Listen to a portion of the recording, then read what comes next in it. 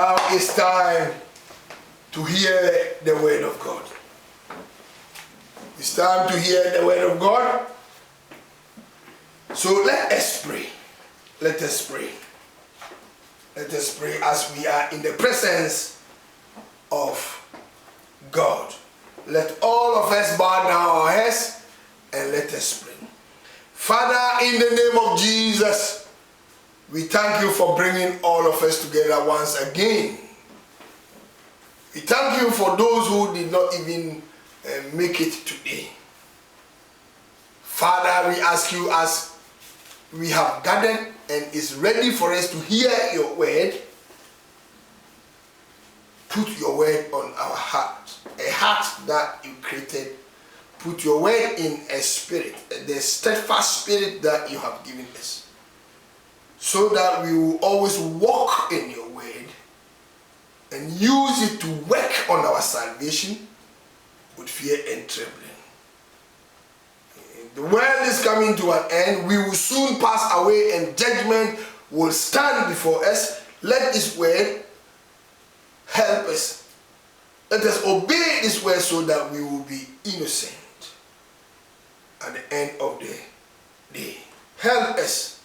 Do not let us live here empty-handed, but fill our heart with your word. Fill our mind with your word. Fill our being with your word. Let us live here as blessed people because we have heard your word, which is needful for our soul.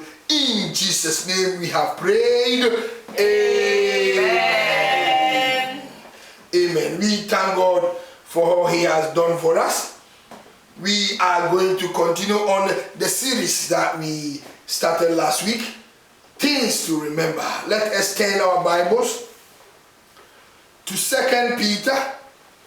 2 Peter. Let us read from 2 Peter chapter 1, 13 to 15. 2 Peter chapter 1, 13 to 15. 2 Peter chapter 1 verse 13 to 15. Ye, I think it meet, as long as I am in this tabernacle, to stir you up by putting you in remembrance, knowing that shortly I must put off this my tabernacle, even as our Lord Jesus Christ hath shewed me.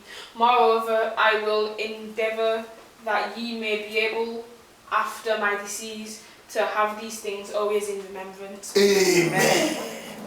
So we are told a way of remembrance.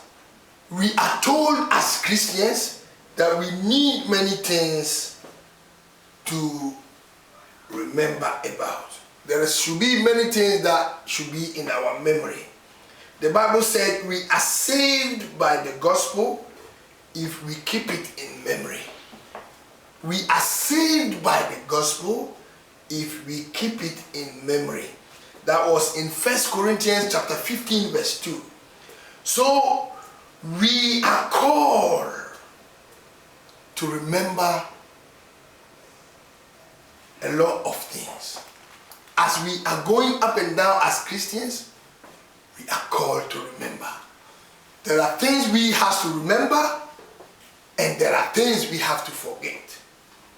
The Bible says we have to forget the former things and strive to move on and to attain the crown that has been prepared for us. So we forget the former things, we forget the former mistakes, but we are called to always keep the gospel in memory, to keep the teachings of Jesus in memory, to keep the gospel, the word of God, the commandments of God in memory if we are to be saved. So we are moving on. Last week the Lord told us we are called to glorify God. We are called to glorify God. Today we are moving on. We're looking at some of the things that we have to remember. Christians don't remember anything. They just call themselves Christians and that's it. They call themselves Christians and they just go about forgetting that they are Christians. Do you forget that you are Christians in your behavior? Do you forget you are Christian in the way you speak? Do you forget you are Christian the way you are thinking about your brother? Do you forget you are Christian in your marriage? Do you forget you are a Christian? You see, you need to keep the doctrine of Jesus. You need to keep the word of God, the commandments of God. Keep it in your memory. Without keeping it in your memory and you forget, you become a forgetful hearer, then you are not going to enter into the kingdom of God. Why? Because you are a forgetful hearer and you have forgotten what you have been told, the gospel that you have been told, and therefore you cannot remember and do as it is expected. What do you have in your memory as a Christian? Last week we were told to remember always to glorify God. I hope you did not forget. You started glorifying God every time. Today we are continuing. We need to remember that we have a Savior to imitate. We need to remember we have a Savior, Jesus, to imitate. So we cannot do anything that we want as Christians. But what happens? Christians do anything that they want because they don't remember that they have a Savior to imitate. You have to remember today, as the Holy Spirit is speaking to you, remember that you have a Savior to imitate. A Savior, Jesus Christ, who died on the cross for you and paid the penalties of your sins for you. You have Him to imitate. Therefore, you cannot do anything you want. Therefore, you cannot follow the patterns of this world. Therefore, you cannot follow the multitude in doing sin. Therefore, you cannot fashion yourself according to the patterns of. You cannot be a friend of the world. Why? Because if you are a Christian who want to make heaven, then today the Holy Spirit is saying, remember that you have a Savior to imitate. Do you remember that? No, you forget. And therefore, you think evil about your brother. Do you remember that you have a Savior to imitate? No, you don't remember that you have a Savior, Jesus Christ, to imitate because you pay evil with evil. Do you remember you have a Savior, Jesus Christ, to imitate? No, because you are always arrogant and you don't know how to abase and humble yourself. Christians don't remember anything about the gospel of Christ. They don't remember anything as Christians. All what they know is we are Christians and it's Sunday, let's go to church and come, and they carry big Bible and all what they know, oh, we are Christians, oh, we are Christians, oh, everybody is a Christian, oh, we are all Christians, oh, we are all Christians. But what do they remember? They don't remember anything. They have to remember that they glorify God. You have to remember that you have a Savior to imitate. Let's go to 1 Corinthians chapter 11 verse 1. 1 Corinthians. Remember you have a Savior to imitate, church. Remember you have a Savior to imitate if you are a Christian who is going to heaven. 1 Corinthians chapter 11 verse 1. You cannot do anything that you want. You have to imitate your Savior. 1 Corinthians chapter 11 verse 1. Let's hear the word of God. 1 Corinthians chapter 11 verse 1. I read in Jesus' name. Amen. Be followers of me, even as I also am of Christ. Amen. Amen. Amen. Be followers. 1 Corinthians chapter 11 verse 1. As our sister have read it, what the Bible says, it says, be followers of me as I also am of Christ. So we have Christ to imitate. Remember you have Christ to imitate. So you don't go about fighting. Remember you have Christ to imitate. So you even love your enemies. Remember you have Christ to imitate. That you don't engage in idolatry. You remember you have Christ to imitate. You don't engage anything that is of sinful appearances. Remember that you have a Christ to imitate today. If you have forgotten, today is the day that the Lord has remembered you. The day is the day that the Holy Spirit have remembered you. That remember, everywhere you go as a Christian who want to go to heaven, not as a Christian who is calling himself or herself a Christian for nothing, but a Christian who want to go to heaven, a Christian who want to be raptured. That remember always every step you make that you have a Savior to imitate. Let's go to 1 Peter chapter 2 verse 21. We have a Savior to imitate. Failure to imitate our Savior, we will end up in a place that burns with fire and brimstone. Failure to imitate our Lord Jesus Christ, we are likely to miss the rapture. Let's turn our Bibles to 1 Peter chapter 2 verse 21. 1 Peter chapter 2 verse 21. Amen. For even hereunto were ye called, because Christ also suffered for us, leaving us an example that ye should follow his steps. Amen. Amen. Christ leave us an example that we should follow in his steps. Jesus Christ came on earth.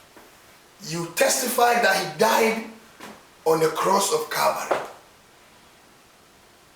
for me and you. Now Peter is saying, 1 Peter chapter 2 verse 21, that Christ suffered for us. We know he died for us. We didn't deserve it, but he leaves us an example that me and you should follow. Jesus leaves us an example that me and you should follow. The question now is, are we following the examples of our Lord Jesus Christ? Are we following it? Christians are not following it. I am not talking of those who are not Christians. People who call themselves Christians, people who are always in a church, people who are in a crusade always, people who are praying and fasting, they don't even remember that Jesus has given us an example of footsteps that we should follow. They don't remember.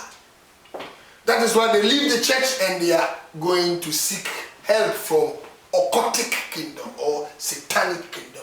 That is why they leave the church and they go kill neighbor, cut off the head, buy human parts. They are all in the church. Leave the church and go and commit abortion. Leave the church is adultery, is fighting, is backbiting, is bearing false witness, a feet that quickly run to do evil, hands that are soiled with blood. They don't know that Jesus leaves us an example that we should follow in his steps. If we fail to follow in his steps, we will likely miss the rapture. If we fail to follow in his steps, we are going to be guilty on the judgment day. If we fail to follow in his steps, we will not escape punishment. We will not go unpunished. The good thing today is he's speaking to you today. Remember that you have Christ to imitate. Remember that he came and suffered for me and you, and he did not end there. He gave us example of his steps to follow.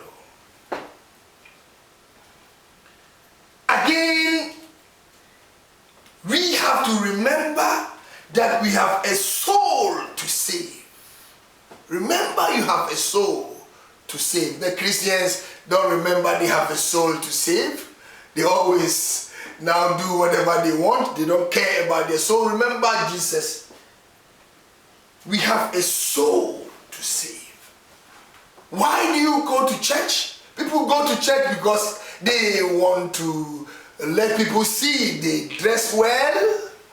They want people to see they are good dressing. They want people to see they belong to a church. They go to church because when their parents die, they will have people to lead them to the family, to the funeral. When their parents die, they will get church members to donate enough money for them. That is why some people go to church. Why do many go to church? People go to church so that they will get husband or they will get wife. Why do people go to church? Some pastors are in a church because they will get money and squeeze the pennies out of the congregants' pocket. You are here in Holiness in Christ Church. You are listening to us from all over the world. Why do you go to church? But today, the Lord Jesus, the Holy Spirit is remembering you. One of the things that you have to remember as a Christian is also remember that you have a soul to save. You have to save your soul. The Bible says, save yourself from this corrupt and dying and wicked generation. Let's turn our Bibles to Philippians chapter 2, verse number 12. Philippians 2:12. And let us hear the word of God. Remember, you have a soul to save. Don't just call yourself a Christian and never know why you are a Christian. You have your soul. Work on your soul. Philippians chapter 2, verse 12. Philippians chapter 2, verse 12. Amen. Wherefore, my beloved, as ye have always obeyed, not as in my presence only, but now much more in my absence, work out your own salvation with fear and trembling. Amen. Work. Remember that you have your soul to save by working on your salvation with fear and trembling. Is that what you're doing? Do you remember that? If not, today is the day of your salvation. Let's go to Acts chapter 2, verse 40. Acts chapter 2, verse 40. Remember you have a soul to save, my sister. Don't just go to church because you want to show your clothes. Don't just go to church because you want to cover up your sinful deeds so that people will see, oh, she is a Christian or he is a Christian. No.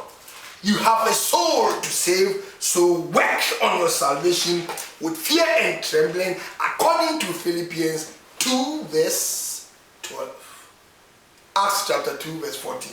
Let's hear the word of God. Acts chapter 2 verse 14. 40, yes. And with many other words did he testify and exhort, saying, save yourselves from this untoward generation. Amen. Save yourself from this untoward, from this corrupt, from this wicked, from this dying, from this abominable generation. Save yourself from this generation. That is what you have to remember. Save yourself from this. Nobody will save you. Jesus died and the provision for our salvation is made. You have to now work on your salvation. Philippians, Acts 2, save yourself from this wicked and corrupt generation. Remember that. Let's go to Matthew 16, 25 to 26.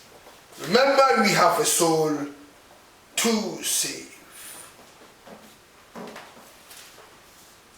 Matthew 16, 25 to 26. Matthew chapter 16, verse 25 to 26. Amen. And at midnight Paul and Silas prayed and sang praises unto God, and the prisoners heard them. And suddenly there was a great earthquake, so that so that the foundations of the prison were shaken, and immediately all the doors were opened, and everyone's bands were loosed. Amen. Amen. Matthew 16, 25 to 26. Matthew 16, 25 to 26.